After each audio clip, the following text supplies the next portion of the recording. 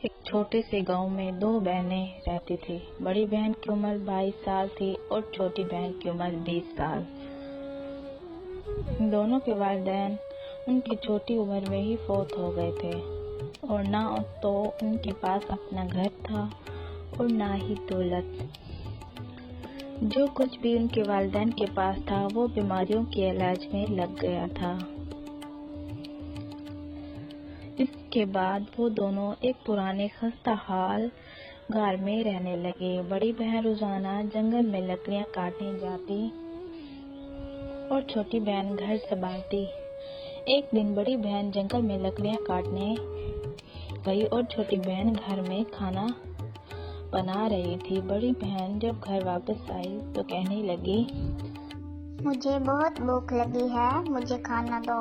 چھوٹی بہن نے فوراً کھانا دے دیا اور پوچھا، بہن تم ہر روز خود جنگل جاتی ہو، مجھے کیوں نہیں لے جاتی؟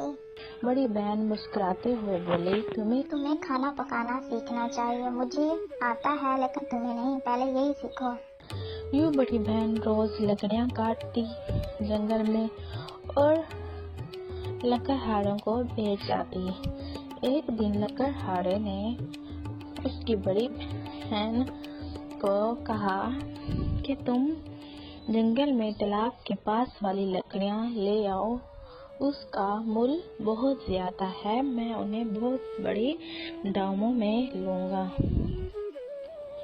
اس طرح وہ لکڑیاں بیچ کے گھر آ جاتی ہے اور بار بار یہی سوچتی ہے کہ مجھے اس تالاب کے پاس جانا ہے اور لکڑیاں لے کے آنی ہے۔ پھر ایک دن وہ اپنی چھوٹی بہن کو ساتھ لیے تالاب کے پاس جانے لگتی ہے۔ تالاب کے پاس جانے ہی والی ہوتی ہے کہ راستے میں انہیں ایک چڑیا ملتی ہے اور کہتی ہے کہ تم تالاب کے پاس مت جاؤ، وہاں ایک بھوتنی رہتی ہے جو بہت خطرناک ہے۔ بڑی بہن نے حیرت سے پوچھا، تم یہ کیسے جان سکتی ہو؟ چڑیا نے بتایا، میں پہلے ایک شہزادی تھی، وہ بھوتنی نے مجھے چڑیا میں بدل دیا ہے۔ چڑیا کی انتباہ کے باوجود بہنیں تالاب کی طرف بڑھ گئی اور چڑیا بھی ان کے پیچھے چلنے لگی۔ جب وہ تالاب کے قریب پہنچے تو بھوتنی سامنے آ گئی اور غصے سے بولی، تم یہاں کیوں آئی ہو؟ مجھے انسانوں سے نفرت ہے، واپس چلے جاؤ۔